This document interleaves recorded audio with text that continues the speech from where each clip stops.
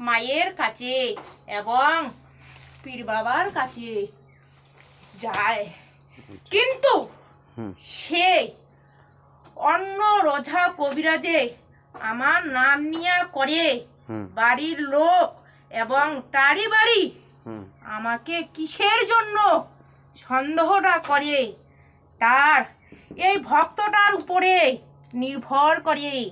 যে ভক্তটার বাচ্চাগুলো যে আছে, সে বড় ভক্তটার বাচ্চাটা দারুণ বিপদে আছে রে। কিন্তু খোয়ানো আছে মানুষের, মানুষের করণীয় আছে, মানুষের করণীয় আছে। এবং যে বাচ্চাটার পিছনে ভক্তটার পিছনে লাখকে লিক করতেছে, কিন্তু পাচ্ছে না, ওই ভক্তটার ধরিবার পাচ্ছে না রে। আর এবং যে ভক্তটার গায়ে যে ভর উঠতেছি, সেই মাথা ভক্তটা বাইরে গেছে রে, সেটাও তো ভালো নেই। কিন্তু আমাদের খেলার জন্য দারুণ চেষ্টা করতেছে, কিসের জন্য সেটা আমাকে বলে দাও।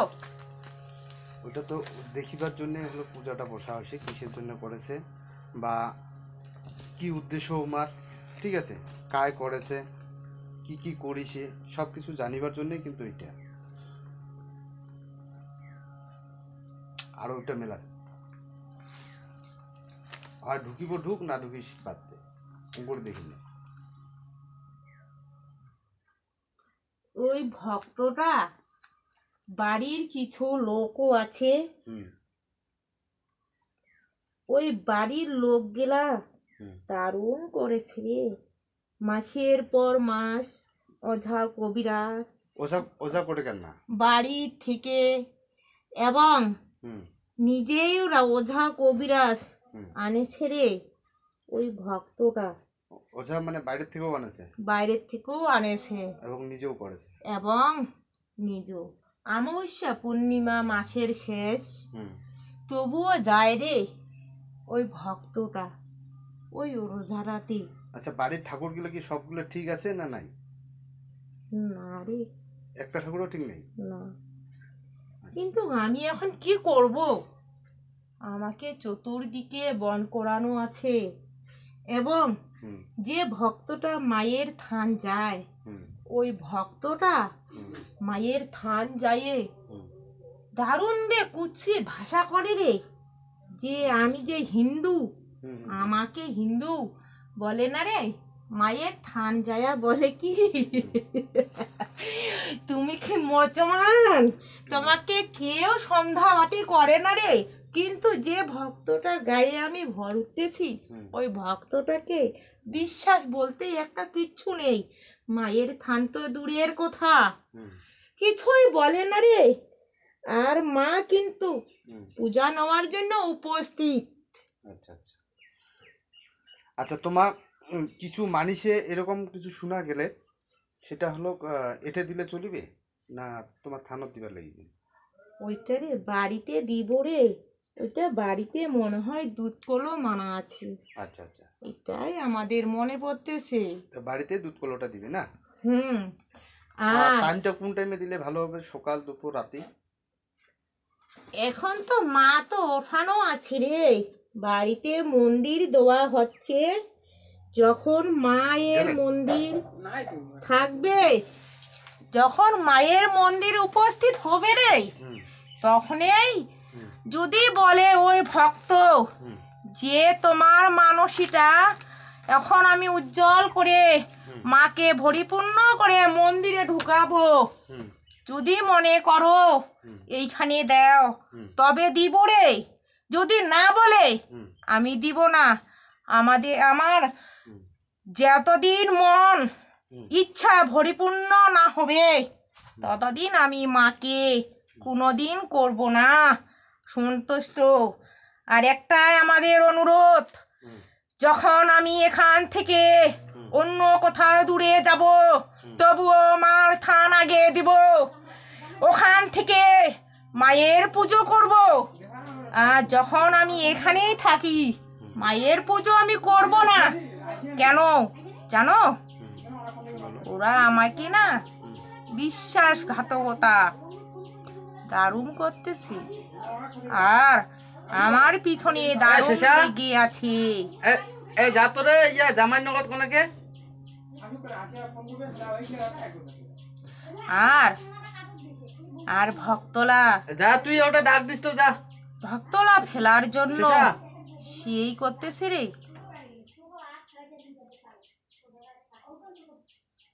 হামা খান নিগা, হামা খান।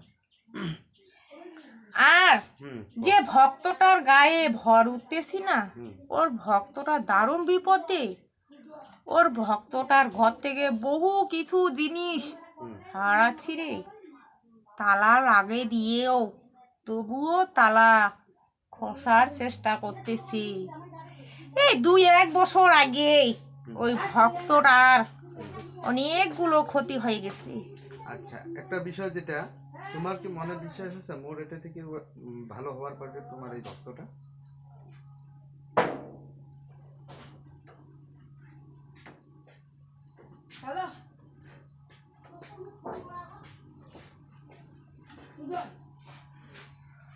মনে তো কম বেশি হচ্ছে রে, কিন্তু আমি যে এখানে এসেছি আর তোরাতে গেছিস ওখানে, যাতে আমাদের টারি বাড়ি কেউ না জানে। তোরা যদি ওইখানে যাস আমাকে কথা বলবা না কিন্তু, আচ্ছা, তোমাকে কিন্তু বলে দিচ্ছি। তোরা কিন্তু আমাদের বাড়ি ডেঙ্গে হুম, ওদের বাড়ি যাচ্ছ।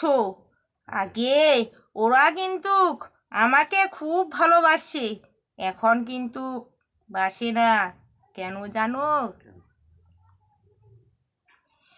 একটা মানুষ করতেছে ওরাকে, আর আমার নাম দিয়ে করতেছে, কিন্তু ওরা ভালো হবে না রে।